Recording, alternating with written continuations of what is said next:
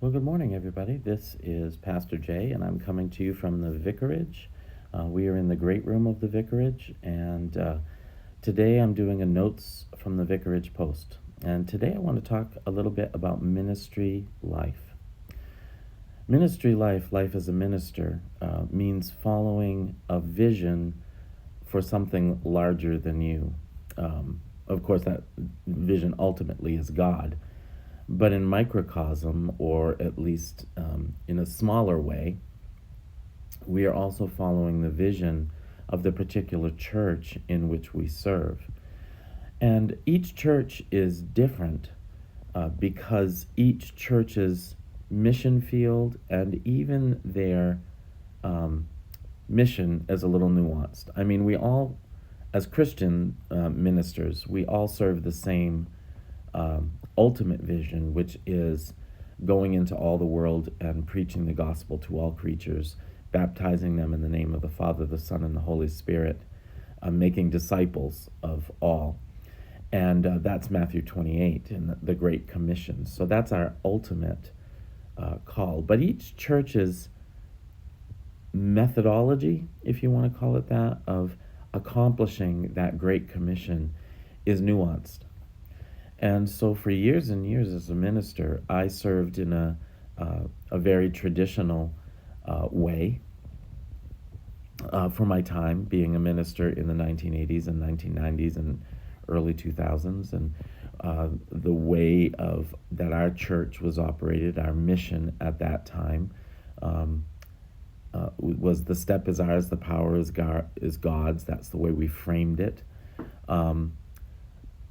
But it meant that we were a very active church, a very program-driven church, and so we had a lot of different programs for the community that we ran.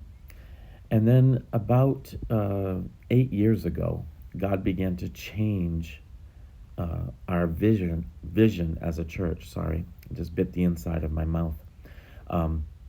Began to change our vision as a church, and began talking to us about this idea of really moving from a programmatic church, which had served us very well for many, many years. But God began speaking to us about becoming a relationship-driven church. And our new mission statement, we moved from the step is ours, the power is God's, to a new mission of while doing life together, we will reach the lost by sending the found. We will discover our gifts and change the world. And so we began really working on this idea of doing life together. And we broke that down into 5 different venues, which I'll talk about. But I want to talk about 2 today.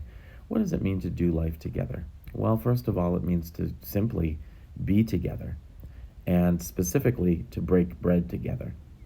And so one of the things that we focused on as a church, and I've begun focusing on in my ministry, is the idea of breaking bread together, sharing coffee together, sharing a meal together when you get together. I was just at the worship room the other night, and they were having a potluck supper, a shared dish meal, and everybody brought food, and they played games. It's just about being together at its easiest level. But then the second level is this idea of koinonia fellowship. So it's breaking bread and fellowshipping together. And fellowship is more than just eating together.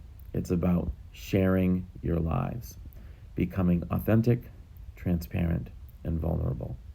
And that's a much harder deal than making a souffle or baking cookies and a pot of coffee. It starts there, but it has to go beyond there.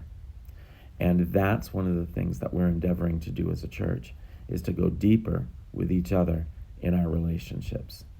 All right, that's what I have for you this morning. We'll talk about the other 3 aspects of doing life together when we get back together again. Until we meet again, God bless you and be at peace.